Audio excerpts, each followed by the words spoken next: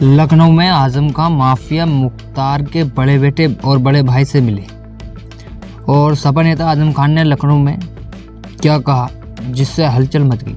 वे यहाँ एक होटल में रुके हुए गुरुवार को माफिया मुख्तार अंसारी के बड़े भाई और पूर्व विधायक सिबगतुल्ला अंसारी मिलने पहुंचे। पूर्व मंत्री अभिषेक मिश्रा भी उनके साथ थे। इस दौरान मीडिया ने आजम से इस मुलाकात और बिहार चुनाव पर सवाल किए। आजम ने कहा, 50 साल की सियासत के बावजूद लखनऊ में मेरी कोई कोठी नहीं, इसलिए होटल भी रहना पड़ रहा है।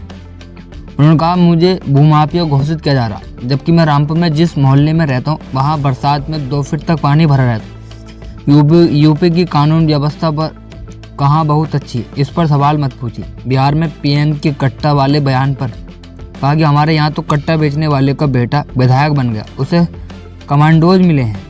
बिहार जंगल राज से मुक्त नहीं है, इसलिए मैं नहीं गया।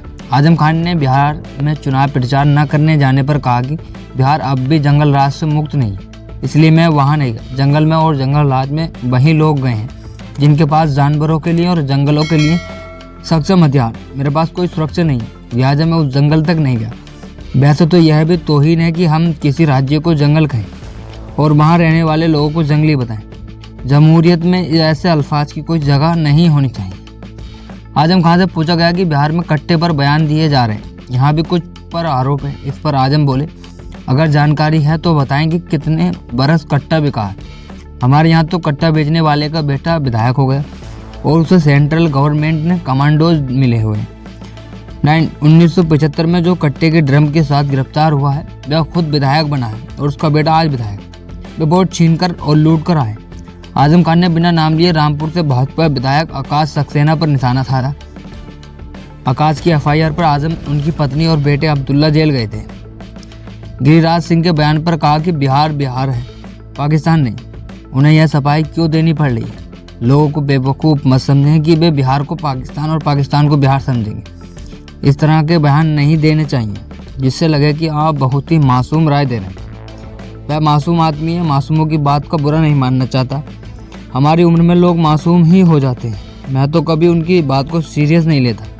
अगर उनकी बात का बुरा मानोगे तो रोज दीवार पर सिर मारोगे। सरकार एनडीए की बनी तो क्या करेंगे? आजम खान ने बताया कि इस पर कहा कि जो भी आ जाएगा हम उससे सवाल करेंगे, जिसकी भी सत्ता आएगी हम उससे सवाल करेंगे कि और सलाम भी करेंगे। हम तो दबे हुए हैं, लूटे हुए, हमारा तो सब कुछ मिटा दिया गया। उत्तर प्रदेश में कानून व्यवस्था के सवाल पर कहा कि व्यवस्था की बात मत करिए, बस व्यवस्था की मत पूछिए, व्यवस्था बहुत अच्छी है। सीतापुर डायरी किताब के सवाल पर कहा कि वो तो लिखने वाले से पूछिए, मुझे अंग्रेजी नहीं आती।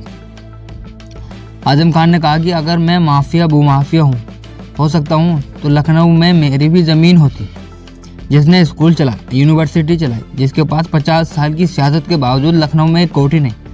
रामपुर में उस मोहल्ले में रहता है जहां बरसात में 2 फीट पानी भर जाता है, जिसके घर में आईटी रेड पड़ी हो तो 3,500 रुपये नकद और 100 ग्राम सोना मिला।